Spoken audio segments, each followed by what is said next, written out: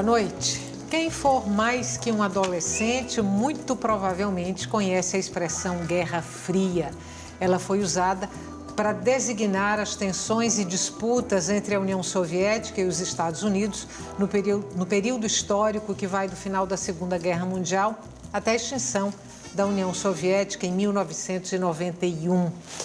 A pergunta de hoje no nosso programa é se a Guerra Fria está enterrada nesse passado recente ou se ela dá novos lampejos, tendo agora a Síria no olho do furacão. A Guerra da Síria já dura 7 anos, tem muitos interesses internacionais hoje em torno dela e mantém Rússia e Estados Unidos em lados opostos. Participam hoje do Opinião Pernambuco Marcelo Medeiros, professor do Departamento de Ciência Política da UFPE e pesquisador do CNPq, e Thales Bentsen, historiador ligado à UPE. Boa noite. Muito grata pela presença de vocês hoje no Opinião Pernambuco. Primeiro ponto que eu quero propor para vocês, para a nossa conversa, é a Guerra da Síria. Ela começa, na verdade, como um conflito interno e se torna num conflito de proporções internacionais. Queria entender esses dois momentos, o que foi o primeiro momento, o que é esse segundo momento e como é que se dá aí a transição de um para o outro. Tá. O que é que eu poderia dizer a esse respeito? Esse conflito da Síria que a gente testemunha hoje, ele começa em 2011, como você bem pontuou na abertura do programa, e, na verdade, é uma consequência do que ficou conhecido como a Primavera Árabe, um movimento de contestação que se inicia no Magrebe, no norte da África, que vai, pouco a pouco, se espalhando no próprio Magrebe e também naquela região do Oriente Médio. Então, na verdade, no início, na Síria, foi um movimento contestatório contra o regime autoritário de Bashar al-Assad, né? E, pouco a pouco, essa contestação foi sendo utilizada também por outros grupos que contestavam esse governo e, notadamente, pelo Estado Islâmico, que inicialmente se alinhou com essa oposição moderada da Síria, mas que logo em seguida começou a atirar em todos os lados, né? O Estado Islâmico, então, meio que se dissociou dessa oposição moderada e começou a se confrontar com todos os grupos presentes no conflito. Ora, a transição para o internacional, vamos dizer assim, se dá na medida em que estão presentes em território sírio interesses étnicos diversos. Então, a Síria é governada por Bashar al-Assad, que herdou o governo do pai. Do pai, exatamente. Que é da religião alauíta, que é um ramo do xiismo muçulmano, né? Então, há duas vertentes dentro do mundo muçulmano, os xiitas e os sunitas, né? Então, o Bashar al-Assad ele é xiita, mais especificamente alauíta. E essa população xiita ela é minoritária na Síria, né? Ela representa em torno de 13%, 15% mais ou menos. A grande maioria é praticante da linha sunita dos muçulmanos, tá? Ora, isso desperta interesses outros externos ao território sírio, nomeadamente, de um lado, vamos dizer, a Arábia Saudita, que é sunita, então tem interesse em promover os interesses dessa comunidade sunita dentro do mundo islâmico. Você tem, do outro lado, o Irã, que é xiita e que, então, vai, obviamente, apoiar o governo de Bashar al-Assad. Isso transborda o próprio Oriente Médio, né, e atinge, então, o país que nos interessa mais de perto hoje, que é a Rússia, né, e também, por outro lado, os Estados Unidos. Então, você vai ter, de um lado, apoiando a Síria, quer dizer, o governo de Bashar al-Assad, o Irã, né, e você vai ter a Rússia. E, do outro lado, você vai ter, contra esse governo de Bashar al-Assad, os Estados Unidos, e você vai ter a Arábia Saudita. A Turquia também, que é uma potência regional importante, vai se alinhar com os Estados Unidos e a Rússia. Eu acho que a gente pode depois voltar a alguns pontos específicos para que o meu colega possa também aqui se pronunciar. Antes da gente entrar exatamente nessa questão da Guerra Fria, né, trazer esse conceito de Guerra Fria de volta, pegando aí essas duas grandes potências, Rússia e Estados Unidos, Rússia anteriormente União Soviética, que foram os dois países as duas potências que centralizaram esse conceito de Guerra Fria. O que querem hoje na Síria, Rússia e Estados Unidos? Bom, boa noite, né? Perfeita a avaliação, Marcelo. E a gente tem que fazer assim uma leitura, e é importante a história para isso, do que é o fato, né, de russos e americanos sempre estar, né, assim, um do outro lado do tabuleiro, porque nunca do mesmo lado. E já tiveram, sim, né? Então, dando uma busca no meu campo, né, que é o campo da história, nós poderíamos ir para o início do século XX, né, 1906, 1907. Nós temos uma coisa que é muito marcante, que é a demarcação dos territórios de produção de petróleo. Existiu um tratado, né, o Tratado de Algésiras, que demarca, vamos chamar assim, os países que já tinham indústria para a produção dessa nova mercadoria fascinante e que vai se tornar muito mais forte durante, né, o século XX e que vai deixar, por exemplo, o Império Alemão de fora. O Império Alemão esse que já tinha uma indústria.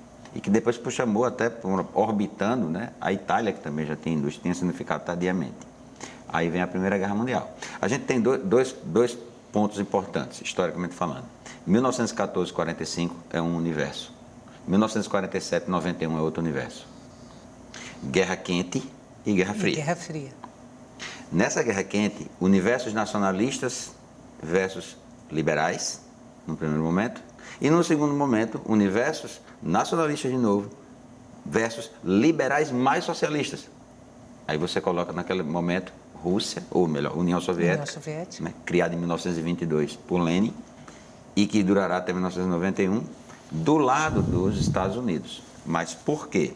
Porque naquele momento havia um problema dentro do sistema geoglobal político que era a de uma prática nacionalista em torno de um superestado. Aí você pode dizer assim, há uma semelhança com a União Soviética. A União Soviética também tem uma estadocracia, mas considerada socialista.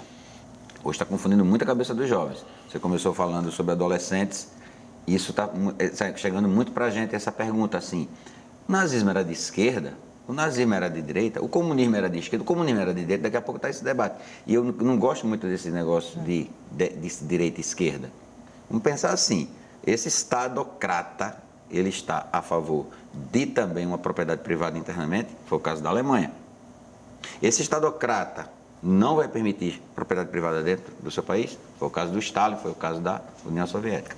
Por isso a aproximação entre liberais e o estadocrata soviético contra esse estadocrata nacionalista. Deixa eu trazer então aqui um ponto para vocês, é que desde que a União Soviética ruiu, quer dizer que você tem aí Putin, que você tem a Rússia, as relações entre os Estados Unidos e a Rússia, me parece que nunca tiveram um momento tão nervoso, tão duro como esse de agora. Eu estou enganada? Eu acredito que quando a União Soviética deixou de existir, ela passou por um período de readaptação. Na verdade, o regime soviético ele era muito centralizado e, uma vez que ele deixou de existir, a União Soviética se esfacelou completamente. Né? Não esqueçamos que a Rússia, tal qual nós a conhecemos hoje, é uma federação e a União Soviética era essa federação russa e algumas outras repúblicas, então, que foram como que cooptadas, né? E se mantiveram coesas a partir de um poder autoritário muito forte. Ora, a União Soviética, então, ela deixa de existir e surge, então, a Rússia e, no primeiro momento, a Comunidade dos Estados Independentes, que é uma forma de organização muito leve para tentar proceder a essa transição que não podia ser feita de forma muito rápida, porque havia uma série de dependências econômicas, comerciais, enfim. Então, foi necessário que esse processo se decantasse e que a Rússia pudesse ressurgir com mais peso e com mais dedicação ao cenário internacional, né? E isso vai se dar de forma mais concreta a partir da chegada de Putin ao poder. Então, a Rússia começa, de alguns anos para cá, a retomar o seu papel no cenário internacional. Na verdade, essa dicotomia, essa bipolaridade que existiu durante a Guerra Fria, ela deixa de existir com a queda da União Soviética. Não é que hoje a gente esteja revivendo uma bipolaridade. O cenário internacional ele não é bipolar, mas ele também não é mais unipolar como durante alguns anos ele pareceu estar sendo configurado com essa presença bem massiva dos Estados Unidos, principalmente após o atentado do 11 de setembro. Estava no script norte-americano, o estadunidense, esse reposicionamento da Rússia internacional, essa força da Rússia aí nesse tabuleiro? De xadrez, né? Olha, quando a Segunda Guerra Mundial acaba, houve uma promessa que nunca foi cumprida, né? Uma promessa de Roosevelt para Stalin, não é? Inclusive, o problema todo foi Roosevelt ter morrido, ainda durante a guerra. Roosevelt morre dia 12 de abril, a guerra só acabará dia 8 de maio, um mês depois. E aí, quando a guerra acaba e todo mundo se senta, porque já havia a ideia de que se refaria à Europa, e os americanos teriam esse poder para isso, depois chamará isso de Plano Marshall, aí Stalin perguntou, e a minha parte? Eu fui aliado, eu sou parceiro. Vai vir quanto para a União Soviética? E aí Truman disse, eu não estou sabendo de nada. Truman é quem substituiu o presidente Roosevelt. Então, a partir desse momento que Truman se posiciona, colocando a União Soviética não mais como parceira, e a partir daí, 46, 47, você já tem pequenos probleminhas que já denotam que vai ser uma Guerra Fria. Por exemplo, a Grécia... Mas não teve a partilha? Veja, quando teve Cada um fim, não ficou com seu pedaço, foi o acordo. Seu território de influência? Isso está num bilhete feito na mão por Churchill. Churchill foi que disse, você vai ficar com tantos por cento disso, tantos por cento disso. O problema é que na parte que coube à União Soviética, se você pegar esses documentos mais recentes, e tem um livro novo aí de Kuczynski, A História Não Contada dos Estados Unidos, que ele mostra, inclusive a foto desse bilhete de Churchill para Stalin, e Stalin aceita essa divisão a priori, você vê que lá dentro, na parte que coube, você já tinha uma certa influência para que houvesse as independências da terra. Por exemplo, na Grécia, né, e na Turquia, os movimentos comunistas grego e turco lutaram contra o nazismo, mas logo após, esses movimentos foram considerados ilegais. Então, cadê a parceria? E em 1947, o grande debate, a Polônia será comunista? Aí Stalin diz uma coisa que ficou uma anedota na época, em 47. A Polônia comunista é tão quão uma sela numa vaca. Tá entendendo? Colocar uma sela numa vaca não serve de nada. É a Polônia entrar para o bloco. Porque a Polônia ela é muito mais para o lado do chamado do muro que não existia ainda, do lado capitalista, do que para a gente. Tá, mas puxando um pouco de novo para a contemporaneidade. Quando a União Soviética se desmancha, se dissolve, você sai daquela esquizofrenia capitalismo e comunismo, você passa a ter uma força mais hegemônica, a Rússia meio coadjuvante naquele momento, e a Rússia hoje é protagonista de tudo. É esse protagonismo russo que eu me pergunto se estava no script estadunidense quando a União Soviética ruiu. E não tem tanto tempo assim, foi em 91. Eu acredito que sim, está no script norte-americano. A gente não pode ser ingênuo de imaginar que os serviços secretos norte-americanos, que, enfim, os estrategistas, o governo, o parlamento norte-americano não tenha previsto essa volta da Rússia com maior força no cenário internacional. A questão é o tempo. Né? Quanto tempo isso levaria? Então, você prever com certa precisão é uma coisa um pouco complicada. Né? A gente não pode esquecer, Estela, também, dentro desse cenário mais contemporâneo, a emergência da China, né? Que é uma vizinha da Rússia, faz parte desse mundo não ocidental e que vem também, ao longo dos últimos anos, emergindo de uma forma muito densa. E não se estranham mais, né? Enfim, para retomar, né, não um bilhete anotado, mas uma frase de Henry Kissinger, que foi ministro das Relações Exteriores dos Estados Unidos durante muitos anos, principalmente nessa época da Guerra Fria, ele dizia que um país ele não tem amigos, ele tem interesses. Então, quando você diz China e Rússia se estranham, não se estranham, então as alianças elas são muito ad hoc, elas funcionam segundo a jogada no tabuleiro de xadrez. Então, não esqueçamos também que Estados Unidos, que é um ator extremamente importante, Rússia, que é outro que nos interessa aqui, e China, que eu mencionei, todos três têm assento permanente no Conselho de Segurança da ONU, né? o que permite a esses países utilizarem poder de veto. Então, ações, por exemplo, na Síria, com o aval da ONU, tem que passar pelo Conselho de Segurança, onde esses três países têm o poder de veto. Então, a coisa, ora você pode ter China aliada com Rússia por algum motivo, né? E em outro momento você ter uma outra configuração de aliança. Né? Vamos fazer um intervalo curtinho? Não saia daí.